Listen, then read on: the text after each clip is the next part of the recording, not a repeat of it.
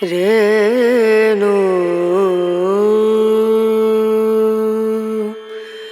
Rana Rana.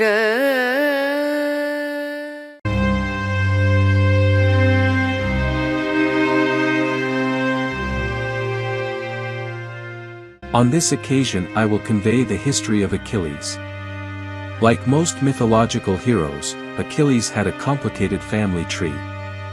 His father was Peleus, the mortal king of the Myrmidons, a people who, according to legend, were extraordinarily fearless and skilled soldiers. His mother was Thetis, a Nereid. According to myths and stories composed long after the Iliad, Thetis was extraordinarily concerned about her baby son's mortality. She did everything she could to make him immortal. She burned him over a fire every night, then dressed his wounds with ambrosial ointment, and she dunked him into the river Styx, whose waters were said to confer the invulnerability of the gods. However, she gripped him tightly by the foot as she dipped him into the river, so tightly that the water never touched his heel. As a result, Achilles was invulnerable everywhere but there. When he was 9 years old, a seer predicted that Achilles would die heroically in battle against the Trojans. When she heard about this, Thetis disguised him as a girl and sent him to live on the Aegean island of Skyros. To be a great warrior was Achilles' fate, however, and he soon left Skyros and joined the Greek army. When Homer wrote the Iliad in about 720 BCE, however, readers and listeners would not have known any of this. They only knew that Achilles was a great hero, that he had superhuman strength and courage, and that he was supremely handsome. Homer painted a more nuanced picture. In addition to these qualities, his Achilles was vengeful and quick to anger and could be petulant when he did not get his way. He was also deeply loyal and would sacrifice anything for his friends and family.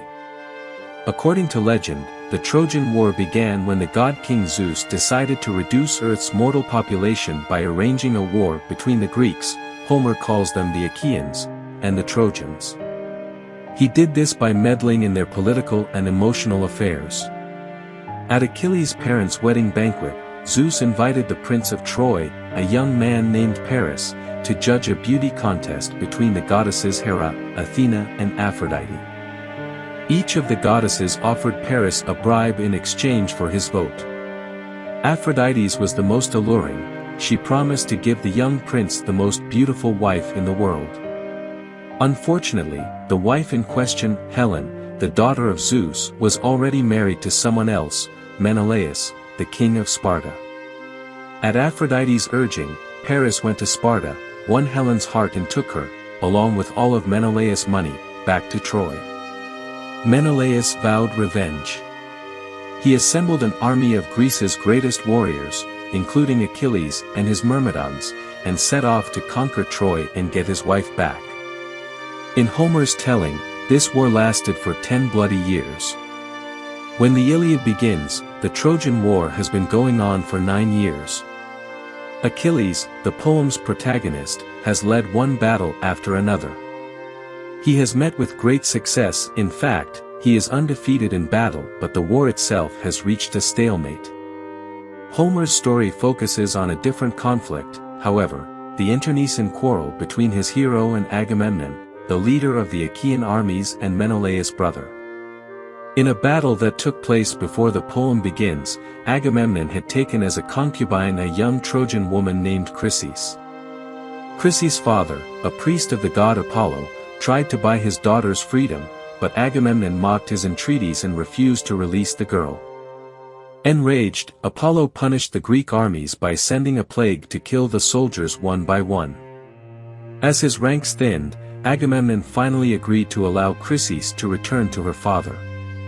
However, he demanded a replacement concubine in exchange, Achilles' wife, the Trojan princess Briseis.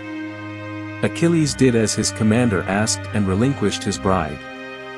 Then, he announced that he would no longer fight on Agamemnon's behalf. He gathered his belonging and refused to come out of his tent. With the Greeks' greatest warrior off the battlefield, the tide began to turn in favor of the Trojans. The Greeks lost one battle after another. Eventually, Achilles' best friend, the soldier Patroclus, was able to wrangle a compromise. Achilles would not fight, but he would let Patroclus use his armor as a disguise. That way, the Trojans would think that Achilles had returned to battle and would retreat in fear. The plan was working until Apollo, still seething about Agamemnon's treatment of Chryses and her father, intervened on the Trojans' behalf. He helped the Trojan prince Hector to find and kill Patroclus. Achilles vowed to take revenge. Thetis asked the divine blacksmith Hephaestus to make a sword and shield that would keep him safe. Achilles chased Hector back to Troy, slaughtering Trojans all the way. When they got to the city walls, Hector tried to reason with his pursuer, but Achilles was not interested. He stabbed Hector in the throat, killing him. Hector had begged for an honorable burial in Troy, but Achilles was determined to humiliate his enemy even in death. He dragged Hector's body behind his chariot all the way back to the Achaean camp and tossed it on the garbage heap. However, in the poem's last section Achilles finally relents. He returns Hector's body to his father for a proper burial. In his Iliad, Homer does not explain what happened to Achilles. According to later legends, and bits and pieces of Homer's own Odyssey, the warrior returned to Troy after Hector's funeral to exact further revenge for Patroclus' death. However, the still vengeful Apollo told Hector's brother Paris that Achilles was coming.